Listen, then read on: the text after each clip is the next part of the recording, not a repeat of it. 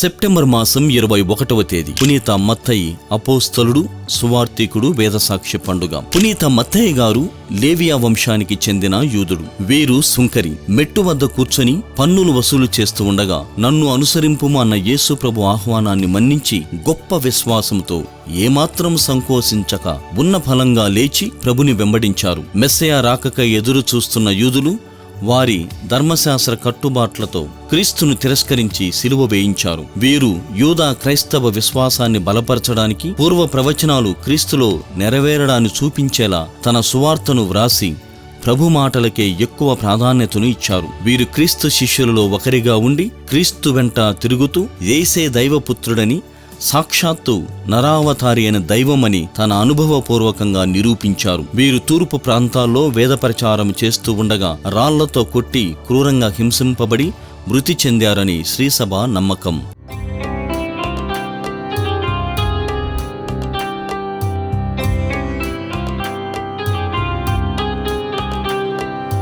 పునీత మత్తయి గారా